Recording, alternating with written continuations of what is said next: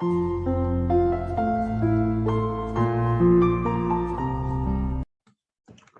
everyone, today I'll be going through the Year 12 Math Methods 3-4 worksheet 11. And so I'll just show all the answers first.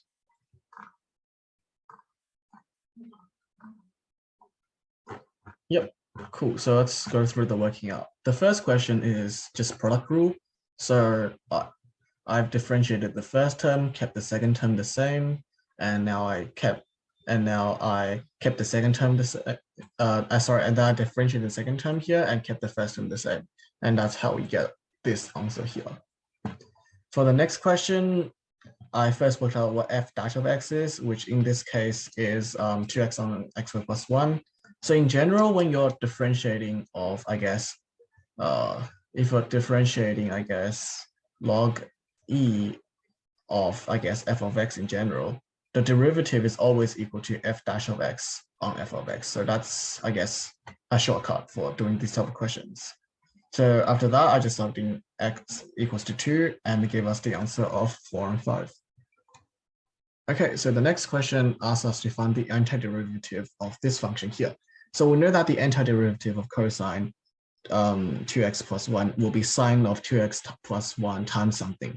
So by doing this logic, if we're differentiating sine of 2x plus 1, we will get 2 of cosine or something. Therefore, we have to times it by half to cancel out the 2. Therefore, the final answer is just sine of 2x plus 1 on 2. And in this case, we actually don't need a plus c because it says find an antiderivative. So that just means that it is one antiderivative. It's not asking for the general antiderivative. But if the question is asking for find the antiderivative, then we need a plus c. So for question 3, we need to first of all find the derivative of x squared log ex. Again, this is also just product rule. We differentiate the first term, keep the second term constant. So I guess this is a bit more complicated. When we're differentiating here, we're actually keeping the first term constant, then differentiating the second term because x squared on x is just x. That's why the first term is just x. And for the second term here, we are just differentiating the first term and keeping the second term constant, which gives us 2x of log ex. Then we need to use this answer to find the shaded area of this region here. And this graph here is x log ex. So immediately we can see that to find this shaded region here, it would be the integral of 1 to 3 of, actually I've drawn this wrong here. This is meant to be x log ex, sorry. So it's integral of x 1 to 3 of x log ex. So that is the exact same as a half times all of this. And the reason because of that is if we know that d on dx is equal to this part, we can just rearrange to get this on its own. So we can kind of just do d on dx of x squared log ex minus x onto is equal to this. And that's why we know that this integral will be the same as this integral here. And we can just evaluate this integral because we know that integral of a derivative will just be the original function itself. Then we just do the integral of x, which is x squared on 2. And so I've actually made another mistake here by accident. This is meant to be a minus x, not a plus x. So ignore that one. And after that, we can just sub in the values of 1 and 3. And our final answer would be 9 on 2 log e3 minus 2 units squared. Okay, so the next question asks us to show that the height of the block is this. So we know that the total surface area is 6480, and we know that this is the surface area formula here. We know that the surface area is equal to 2 of this face here, which is the first term here, 2 of, the top face here, which is the second term here, and finally 2 of the side face here.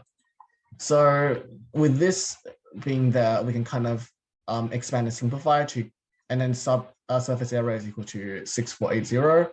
Then we'll eventually arrive at our final answer here. So all the working outs shown here. Now, the next question asks us to So the next question gave us the volume of the block, and it wants us to find the possible values for x. So immediately we know that x is bigger than 0, which makes sense because we can't really have an edge of 0 cm. And by this volume function, we also need to make sure that the volume is also bigger than 0. So we can kind of do this by solving, letting the volume equal to 0. Then we'll get x equals to 0, negative 36, and 36. So immediately we can kind of not care about negative 36 because that value is less than 0. So we can't have, again, we can't have an edge of a negative centimeters.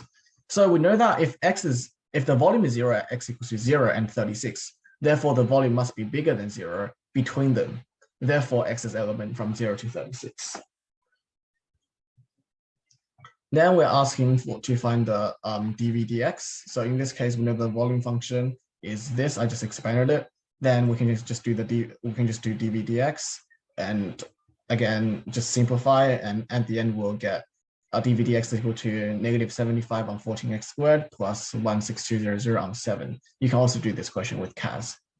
I guess the final question here, it wants us to find the exact values of x and h. So in this case, that's the reason I circled h here is